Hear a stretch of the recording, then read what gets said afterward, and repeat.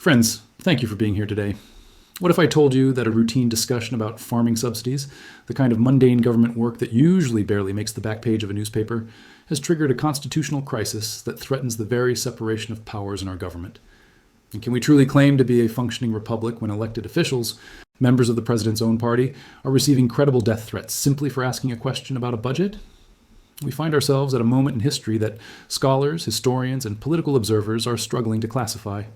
We are not discussing a disagreement over tax policy, a debate regarding foreign affairs, or the usual partisan bickering that has defined Washington, D.C. for decades.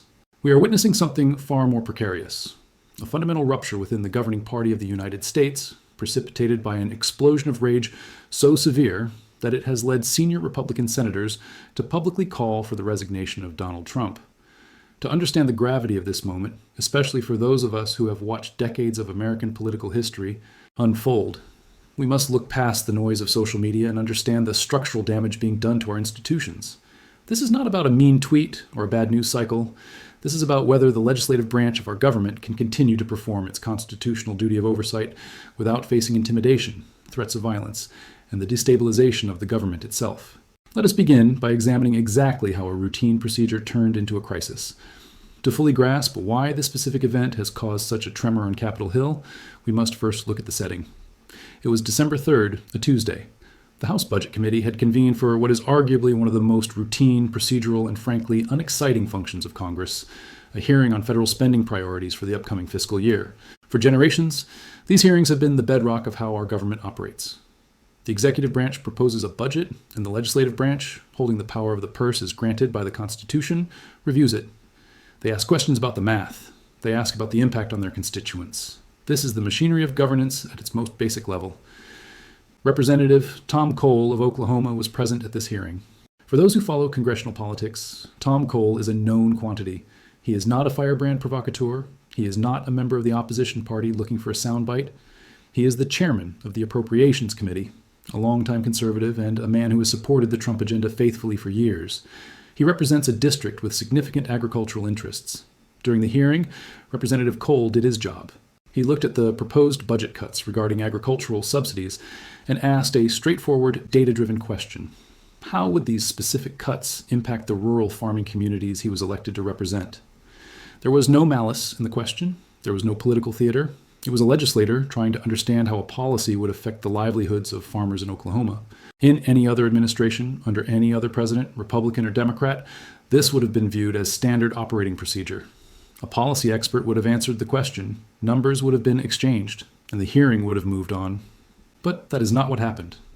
Donald Trump, watching the proceedings, did not see a loyal committee chairman doing his due diligence. He did not see a constitutional check on executive power. He saw betrayal. He interpreted a question about farm subsidies as a personal attack on his character and his authority, and what followed was not a policy rebuttal, but a meltdown of such proportions that it has shaken the Republican caucus to its core. This brings us to the meltdown itself, which represented an unprecedented escalation in political warfare. Within 30 minutes of Representative Cole asking his question, the response began. It did not come in the form of a press release from the Office of Management and Budget.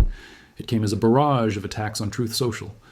If this had been a single angry post, perhaps Washington would have shrugged it off as Trump being Trump.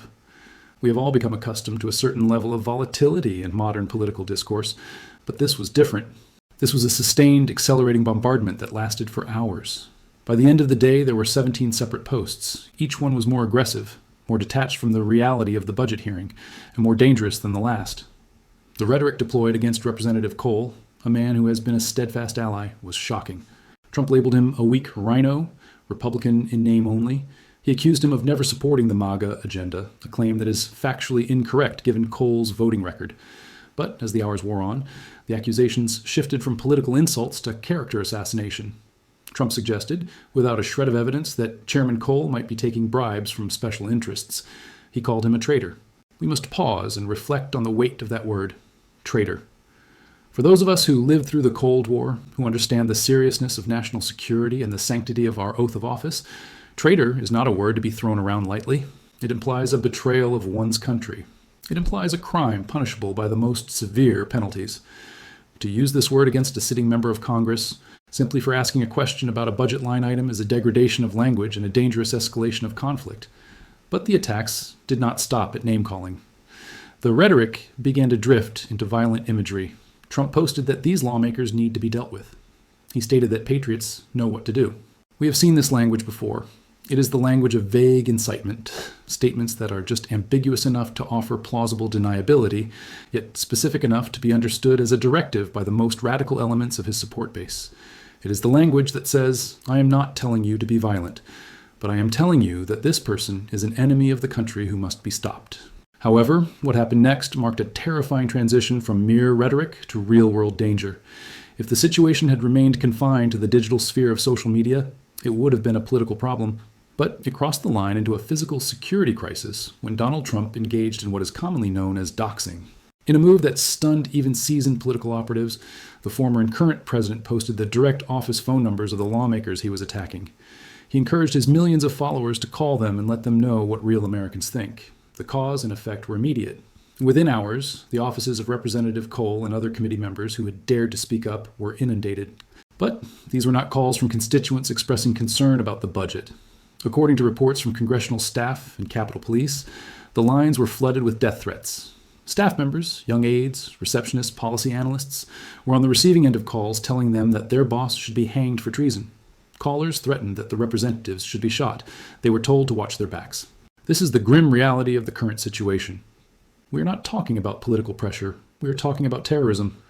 When a leader directs a mob to target specific officials, and those officials immediately begin fearing for their lives, we have left the realm of democratic politics and entered the realm of mob rule. Capitol Police were forced to immediately increase security details for multiple Republican members. Think about that for a moment. Taxpayer dollars are being spent to protect Republican members of Congress from the supporters of a Republican president solely because those members performed their constitutional duty of oversight. Faced with these threats, we witnessed a historic fracture as the GOP leadership finally revolted. The severity of this event, the threats, the doxing, the instability, forced a reaction that many thought they would never see. For years, the strategy of Republican leadership has been to weather the storm. When Trump erupts, they usually stay silent, wait for the news cycle to move on, and hope that the base remains energized. But this time, the silence was broken. Senator Lisa Murkowski of Alaska was the first to step forward. A senator known for her independent streak, she issued a statement on December 4th. She did not mince words. She called the behavior unacceptable, and crucially, stated that it was time for serious conversations about whether Trump should continue in office. That alone would have been a headline-making event.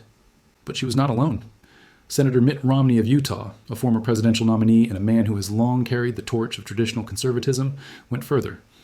In a statement that will likely be recorded in history books, Romney declared that the president's posts were not just offensive, but dangerous and potentially criminal. Romney argued that the behavior represented a direct threat to democratic governance. He stated that Republicans could no longer ignore the reality of what was happening, that the leader of their party was unstable and utilizing intimidation tactics incompatible with a free society. Romney explicitly called for Trump to resign for the good of the country. This is a watershed moment. We are seeing sitting senators from the president's own party declare him unfit for office, not because of a policy disagreement, but because his conduct threatens the safety of the legislative branch. This brings us to the core of the matter. We are facing a profound legal and constitutional crisis. Why did Senator Romney use the word criminal? Was this hyperbole? Legal experts suggest it was not. In the aftermath of the explosion on Truth Social, legal analysts, including former U.S. Attorney Joyce Vance and former FBI General Counsel Andrew Weissman, began to scrutinize the statutes regarding threats against federal officials. There is a specific federal law, 18 U.S. Code Section 115, which prohibits threatening federal officials to influence their official actions. The law recognizes that for a government to function, its officials must be free from coercion and the threat of violence. While the First Amendment protects a vast amount of political speech, including criticism that is vitriolic or offensive, it does not protect true threats or speech that incites imminent lawless action. Experts argue that when a figure with the massive influence of Donald Trump identifies specific targets, labels them traitors, provides their contact information, and tells his followers that they need to be dealt with, he is walking a razor's edge of legality. Andrew Weissman pointed to the precedent of January 6th. We have historical data now. We know that there is a direct causal link between Donald Trump's commands and the physical actions of his supporters. When he said, fight like hell, they fought. When he said, march to the Capitol, they marched. Therefore, when he says, deal with them, it is reasonably foreseeable that his supporters will attempt to do exactly that. Even Jonathan Turley, a conservative legal scholar who has often defended Trump during past controversies, appeared on Fox News to express alarm. He described the posts as reckless and stated that a president cannot use the bully pulpit to intimidate a co-equal branch of government. This brings us to the constitutional crisis at the heart of this matter. The American system is built on checks and balances. The Congress oversees the president. The courts interpret the laws. If the president can successfully use the threat of mob violence to silence the Congress, if a committee chairman is too afraid to ask a budget question because he fears for his family's safety, then the system of checks and balances has collapsed. We are no longer a republic of laws. We become an autocracy ruled by fear. I want to pause here and ask for your perspective on this legal distinction. Do you believe the president's social media posts cross the line into criminal behavior, as some senators suggest? Or do you view this as protected political speech, however aggressive it may be? I am genuinely curious to read your thoughts, so please leave a comment below. To understand the severity of this moment, we have to look back at the established pattern of retaliation, the loyalty trap. To understand why this is happening now, we must recognize that this is not an isolated incident. It is the culmination of a long-standing pattern. The transcript and the historical record show us that for Donald Trump, loyalty is not a two-way street. It is a demand for total submission. Consider the case of Mitch McConnell. For 4 years, McConnell was the architect of the Trump agenda in the Senate. He confirmed hundreds of judges. He passed tax cuts. He defended Trump through impeachment. He was the most effective ally a Republican president could ask for. Yet, the moment McConnell acknowledged the reality of the 2020 election results, the moment he prioritized the Constitution over Trump's personal desires, he was cast out. He was labeled an old crow, a hack, and a traitor. Decades of service meant nothing. Consider Senator Mike Rounds of South Dakota. Rounds is a conservative's conservative. He is as red state as they come. Yet, in 2022, when he simply stated in an interview that the 2020 election was fair, he was immediately attacked. Trump called him a jerk and stupid, claiming Rounds would be nothing without him. One truthful statement erased a career of loyalty. Consider Kevin McCarthy. After the horror of January 6th, McCarthy flew to Mar-a-Lago to kiss the ring. He debased himself politically to repair the relationship. He gave Trump everything he wanted. And yet, when McCarthy faced a rebellion in the House, Trump sat back and watched him fall. And of course, we remember Liz Cheney, a woman with impeccable conservative credentials who voted with Trump 90% of the time. But she drew a line at the violent overthrow of the government. For that, she was not just criticized, she was hunted politically until she was removed from office. The lesson that Tom Cole and his colleagues are learning today is a bitter one. There is no amount of loyalty that is enough. You can vote for the agenda 99 times, but if you ask a question on the 100th time, you are the enemy.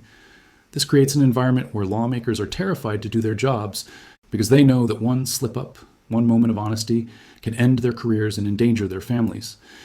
All of this has forced the Republican Party into a corner, creating a party that is now at war with itself.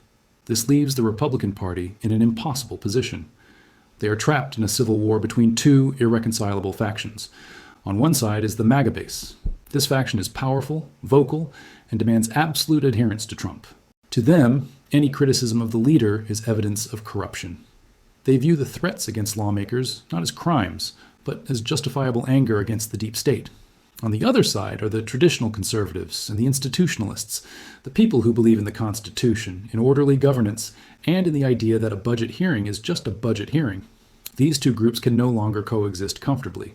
Reports from the New York Times indicate that Republican senators have been holding emergency meetings, private, off-the-record gatherings, where they discuss what they call the Trump problem.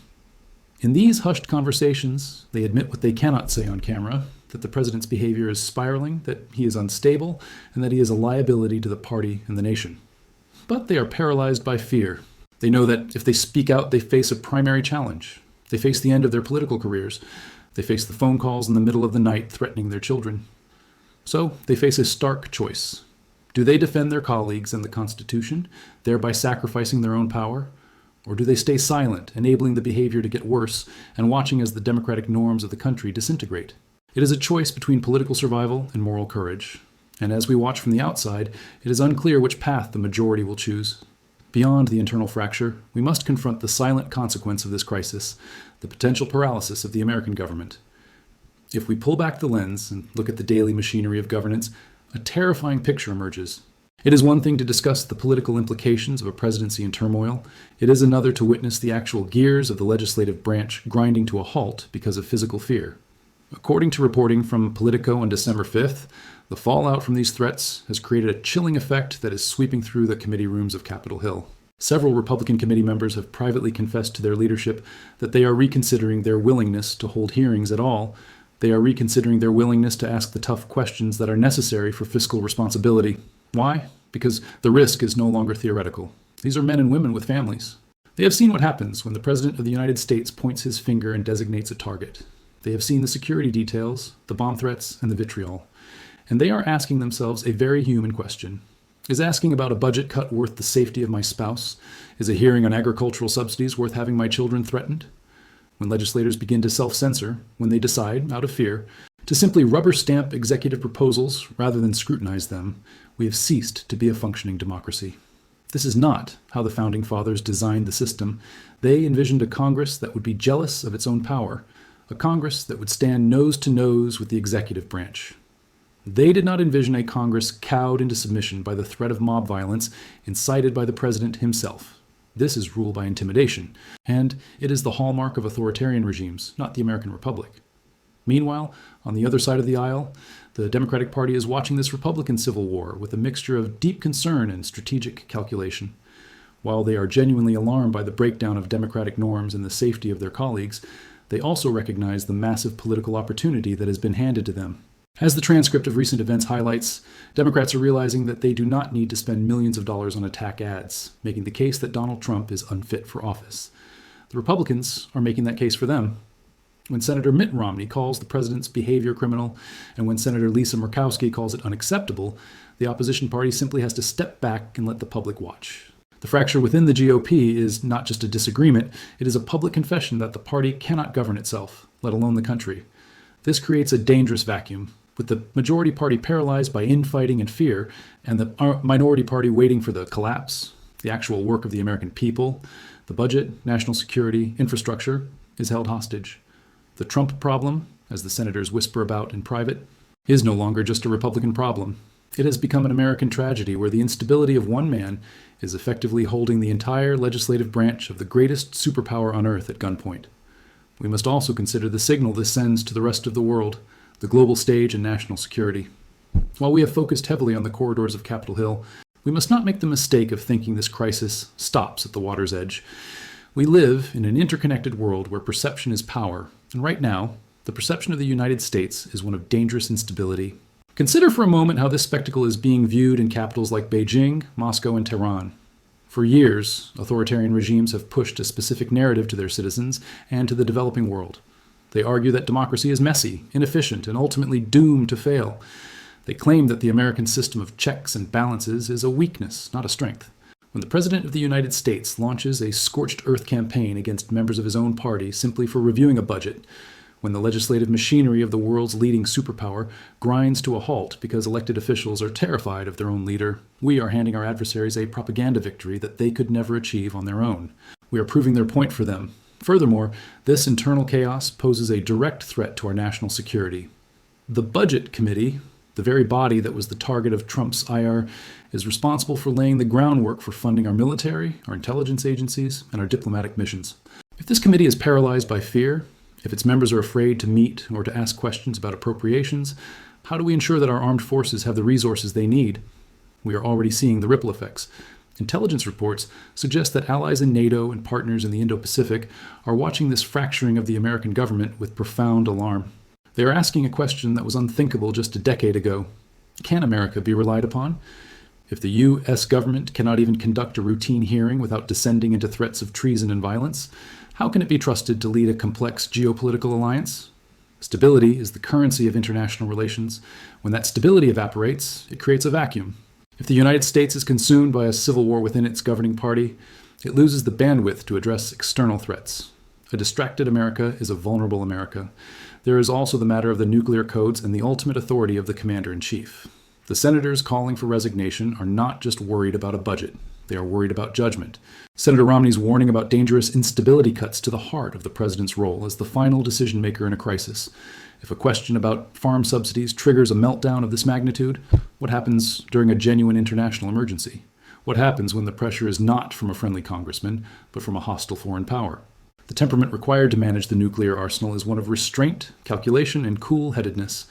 The behavior we witnessed this week, the impulsive lashing out, the inability to distinguish between friend and foe, the escalation of rhetoric, suggests a temperament that is antithetical to the responsibilities of the office. This is why the silence of so many national security hawks in the Republican Party is so deafening. They know, perhaps better than anyone, the risks involved, yet they remain trapped in the political calculus we discussed earlier. Ultimately, national security is not just about aircraft carriers and fighter jets. It is about the cohesion of the government. A house divided against itself cannot stand, and a government at war with itself cannot lead the free world. The demands for resignation are thus not just a matter of domestic politics. They are a matter of preserving the credibility and the capability of the United States on the global stage. If you are finding this breakdown of the situation on Capitol Hill informative and want to stay updated on these critical developments, please take a moment to like this video and subscribe to the channel. Your support helps us continue to bring you these deep dives into American politics. Finally, we must ask ourselves, what are the ultimate stakes for our republic as we move forward? Friends, as we reflect on this chaotic week, we must understand that the outcome of this struggle will define the future of American democracy. When Donald Trump doubled down, attacking Senators Romney and Murkowski after they called for his resignation, calling them losers and traitors, he proved that there is no pivot coming. There is no moment where he will become presidential. The strategy is escalation. The strategy is dominance. The question that faces us as citizens, regardless of our party affiliation, is simple. Can a democracy function if its elected representatives are afraid to speak?